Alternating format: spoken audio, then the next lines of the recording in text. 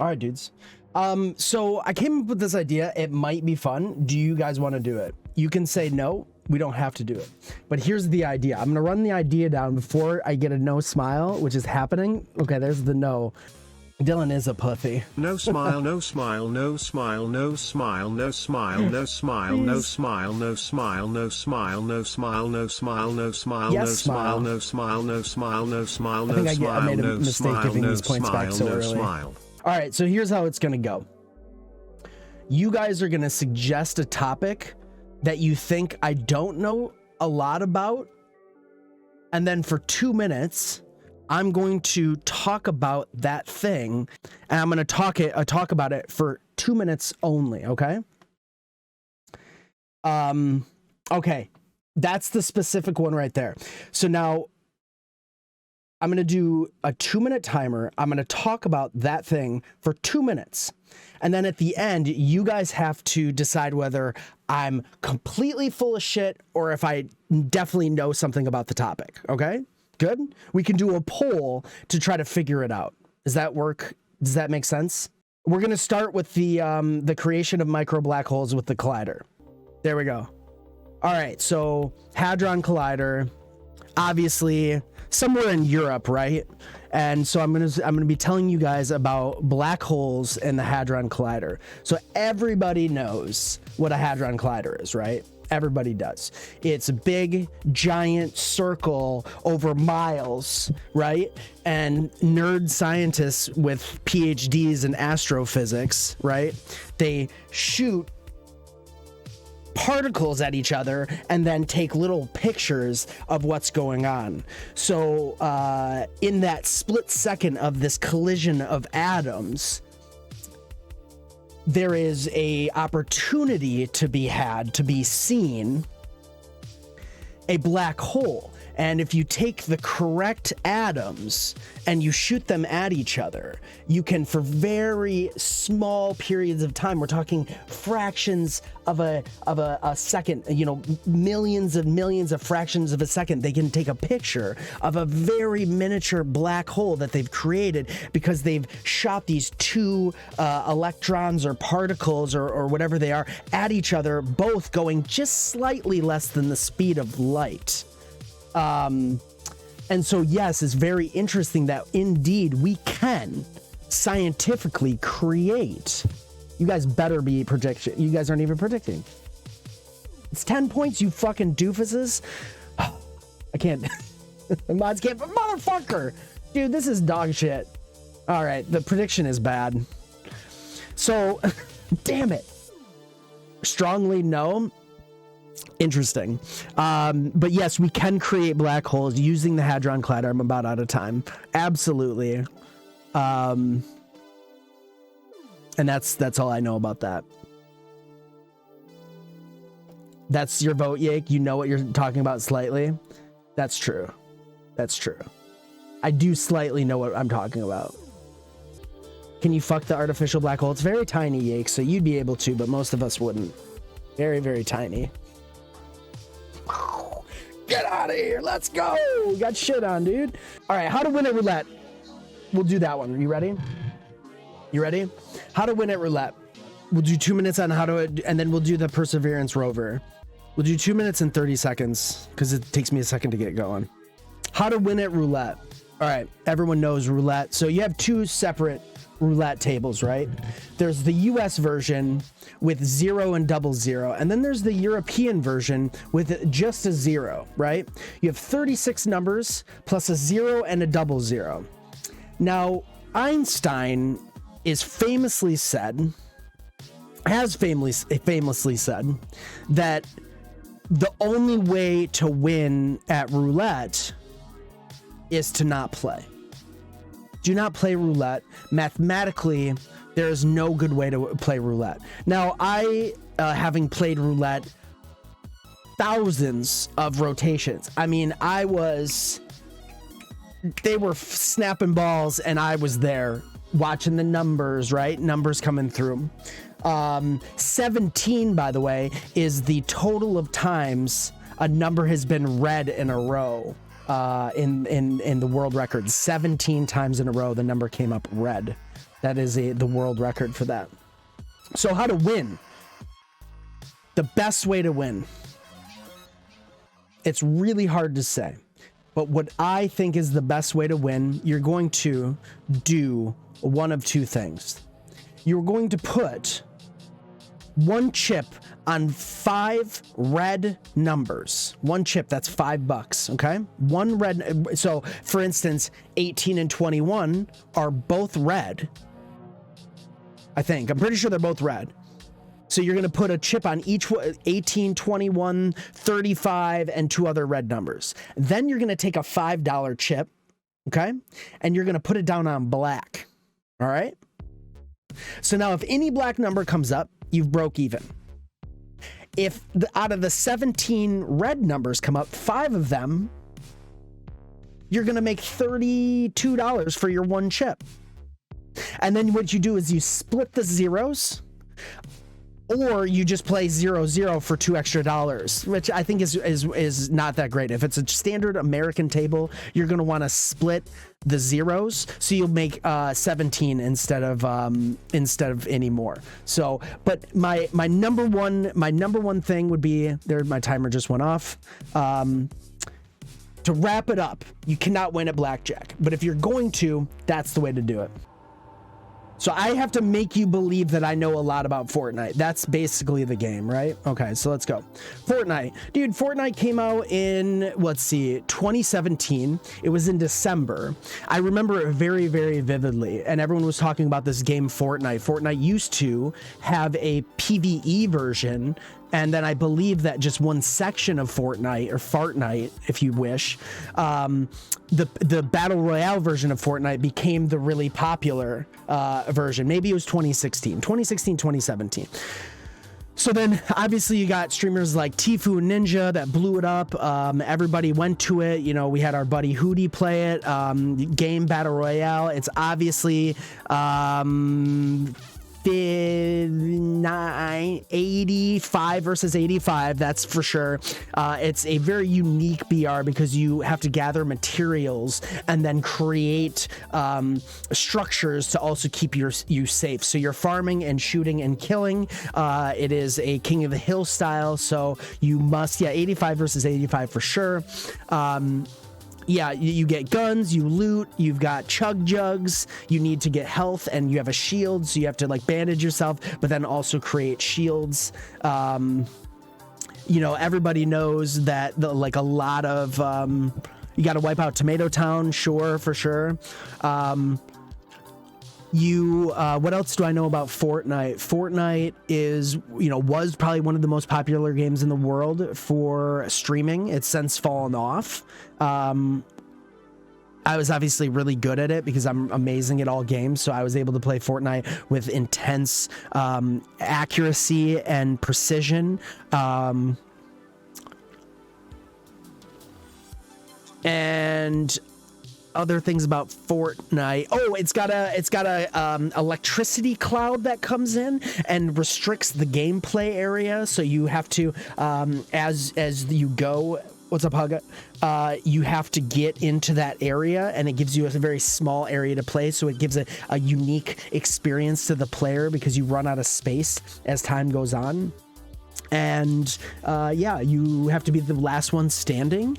And you end up winning. You run from the far guys. Exactly. All right, timer is done.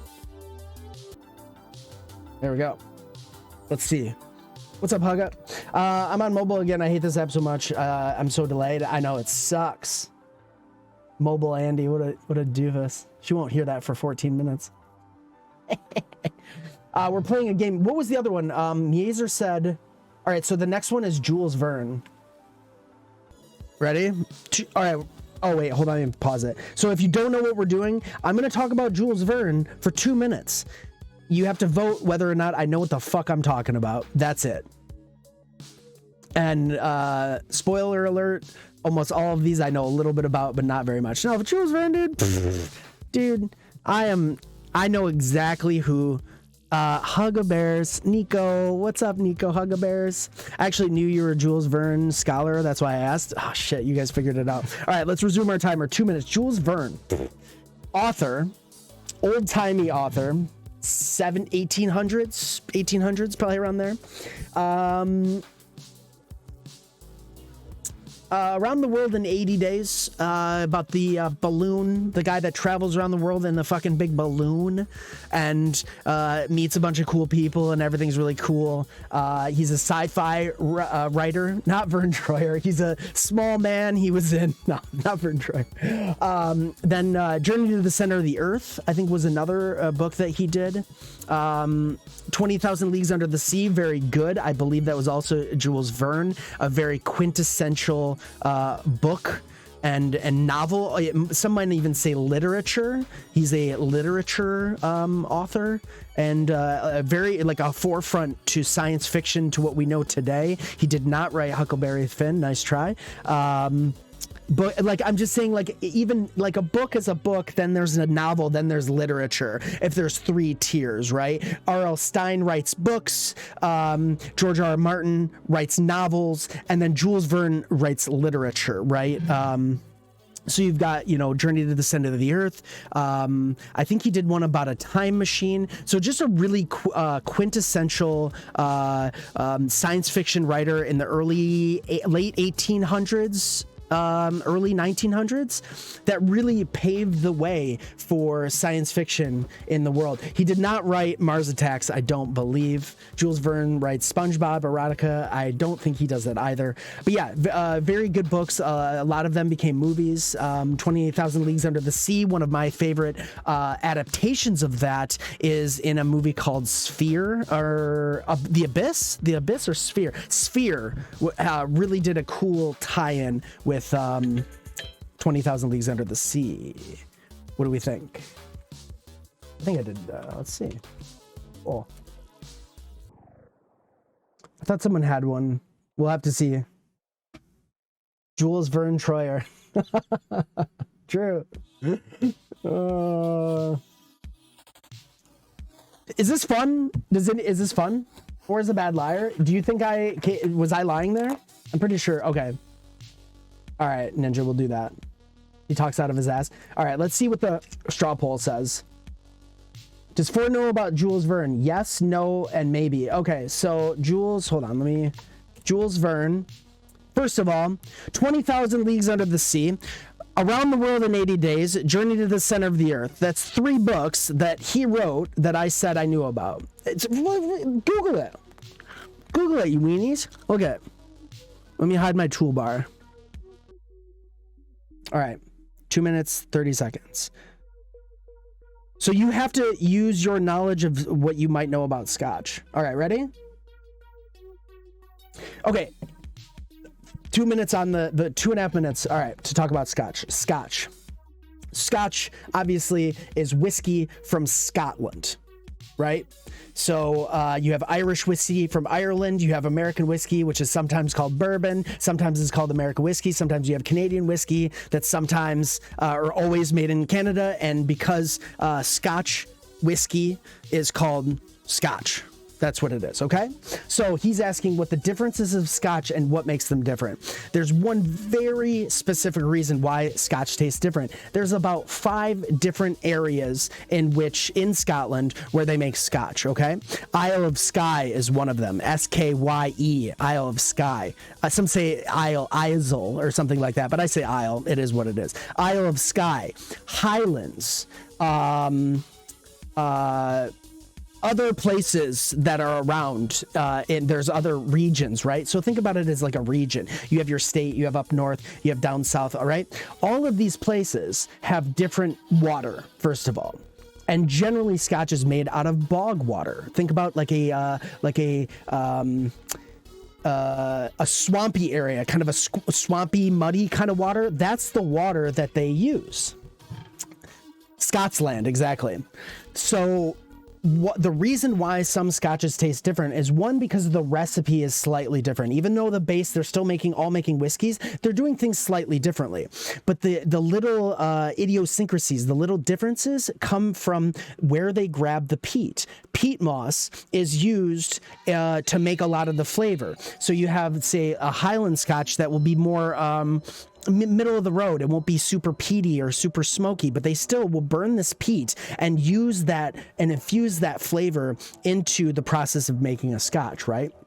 So generally, the reason there's different qualities of scotch is the quality of the ingredients that are put into it, how long it's aged, how good the oak was that they used, because they use an oak barrel to store the scotch in, to age it, how long it's aged in that oak barrel, where that oak comes from. So that can determine a lot of the quality. And the reason it's different is, again, the quality of ingredients put in, the amount of time, and then it depends on each person.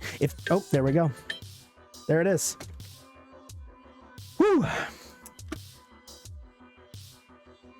That's it. Scotch. All right. Knows what he's talking about. 4. Good call. Yep, I do. That one's pretty true. All right, Care Bears. Care Bears property. Oops.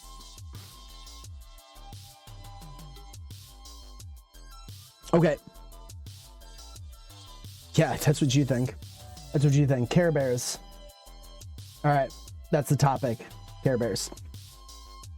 All right, let me start a timer.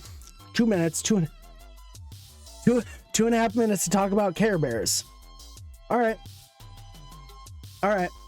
Nico, this one's for you. 2.5 minutes. Formatic talking about Care Bears. Start. All right, Care Bears, dude. It would be easier for me to say what I don't know about Care Bears than what I do. Everybody knows about Care Bears. Care Bears were incredibly popular in the, let's say, the 70s and early 80s, and then into the 90s. I think that they have kind of a cult following. I know my sister had Care Bears, the little small plastic molds of Care Bears.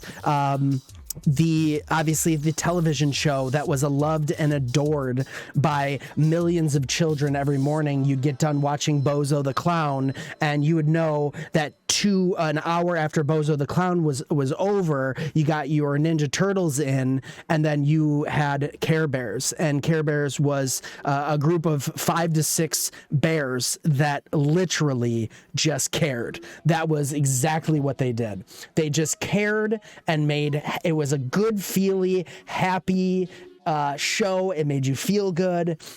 The bears had gems on their stomachs, so then they would shoot Care Bear juice.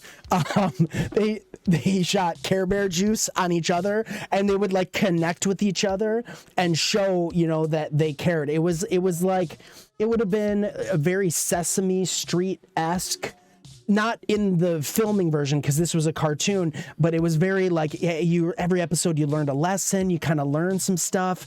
And so Care Bears, although I was around them because I had a younger sibling, so I knew about the Care Bears. They were a little before my time, but they still kind of resonated into the 80s and early 90s. I don't know what Care Bears are doing these days, what they could be up to, if they're still a thing, but I know back then they were quite. You couldn't go very far without getting a Care Bear. Every little girl had a Care Bear plushie, like a stuffed animal, or it was like a hard plastic. They were very high quality toys. I think they ended up becoming quite valuable and collectible to people because they were looking for that old nostalgia. But yeah, basically a book series and TV show, and then they were just trying to be caring and showing you that you have to worry about other people. So, and that is time. There's the timer. Let's put our poll up to see if I know anything about Care Bears. Do they have? I'm curious. I don't even know. Okay, so we got 2 nopes and a kinda. Interesting. Who knows enough about Care Bears to be able to say this? They shoot rainbows.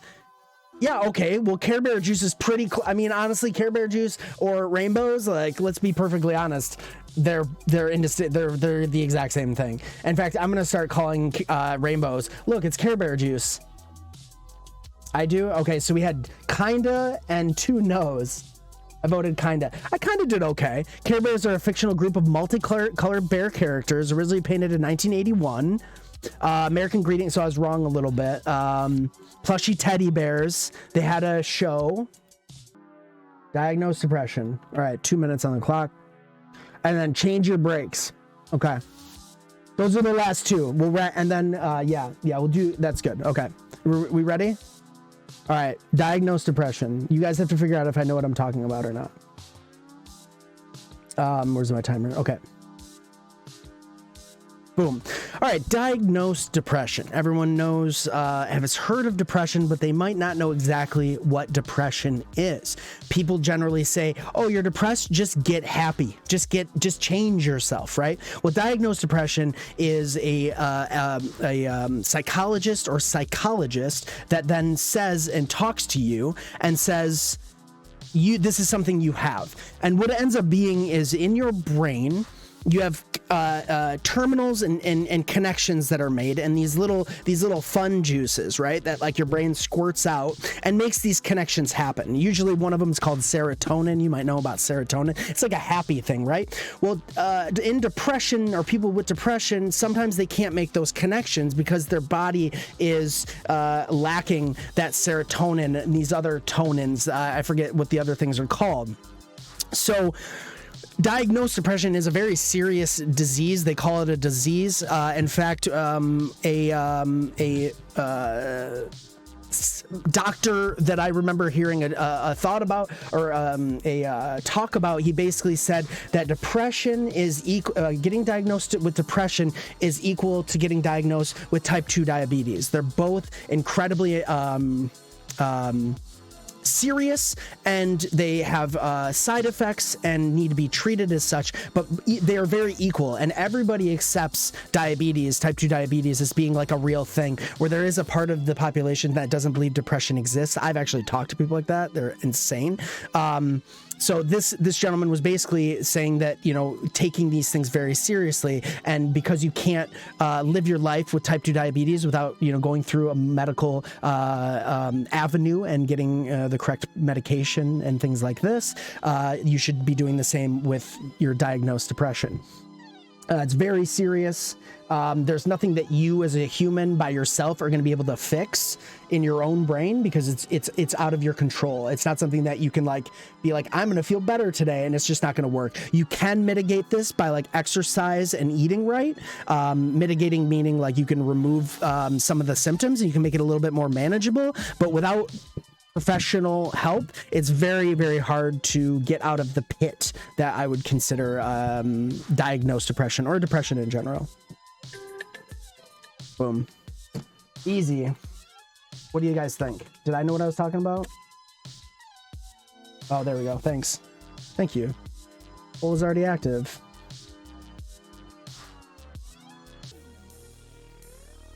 How to change your brakes. Okay.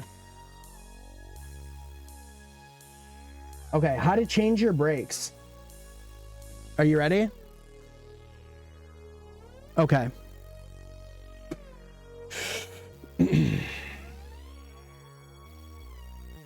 You got to get brake fluid. All right, here's my 2-minute lecture on how to change a brake. Okay, so there's 2 different kinds of brakes these days. You have a drum brake, which is usually on older cars and bigger cars. I think they might be on big trucks or big vans. And then you have disc brakes, and disc brakes are what are on most cars. So I'm going to assume that we're going to be talking about disc brakes. So there's one thing that you need to know about brakes, right? Is that if you remember your tire when you were a kid, you had the tire, the rim, So you had the tire here, then the rim piece, and then on the thing was a little pinchy thing, right? And a lot of times you'd call that the caliper. And on the caliper, you'd have these little rubber hinges that pinched that metal rim, right? And it made you slow down. So basically, disc brakes are exactly the same, except for you have this giant disc that sometimes has holes in it, sometimes made out of ceramic or very heavy metal. And that's what crunches down. So if you're going to change your brakes, what you need to do is you need to take your tire off. You use your jack, you take your tire off, right? Tires off, tires and rim are off. And then what you're going to need to do is you're going to need to spray some goop on the caliper itself. And you're going to need to get that caliper off of that disc, right? So the caliper kind of goes on the disc like this. Imagine this hand is a big circle and the caliper goes on top. So there's a couple pins, right? And you're going to need to take that caliper off. Once that caliper's off, inside the caliper are these pieces that are kind of curved like this, and those are your brake pads. You're going to remove your brake pads, and then you're going to put new brake pads in, and then what you need to do is put that caliper back on. You need to put your screws back in, get that bolted back in. The caliper mounting bracket is what the caliper actually is held on by, right? And then you are going to do that 4 other times, right? Now you might need to the rotor is what they call the big disc, right? The rotors. You might have to replace the rotors too, but we're assuming you don't need to. You're going to do that with all 4 tires, and then you're going to get in your car and you're going to hit your brakes and make sure they all 4 tires, not 5 wheels, 4 tires.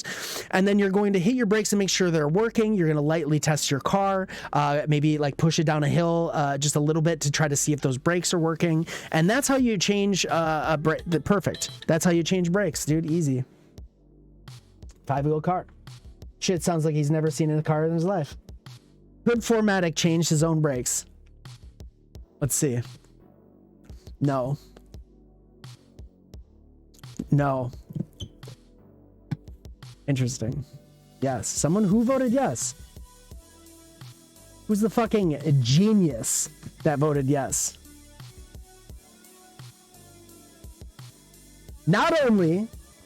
Hold on. I'll let the poll go for a second longer. All right.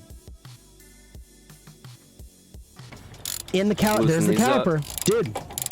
Fucking genius. And not only do I know about this, I did it on my 2002 Subaru. And like 2004, I did it myself. True story. True story. So yes, I've seen a car in my life. Hugga bears. Nice try. I want to use a mallet on a car so bad. I thought this was kind of fun. I actually really enjoyed this. I'm not gonna lie. I hope you guys enjoyed it too. I think that was pretty fun. We never do IRL stuff, and I think doing this every so often would be a good start to the stream. I think it was unique. So you guys come up with ideas that would be difficult for me. For next time we do this, I'll do this like once a week or something. We'll start off with I think the title's pretty good. Nonsense or knowledgeable. That's a pretty good game show idea. For chatting stream and make my heart happy. They make my heart happy too. They're so much fun. Mobile sucks. All right, that was pretty fun though. Good job, guys. I appreciate you guys playing along. Yeah, you'd get fired for sure. Mobile Andy. You'd get fired for sure. All right, that was fun. We'll do that again. I'm actually pleasantly surprised with how that happened. I need to remember what I called this, so I can do it again. You guys are pretty good at telling if I'm full of shit, though. It's kind of crazy.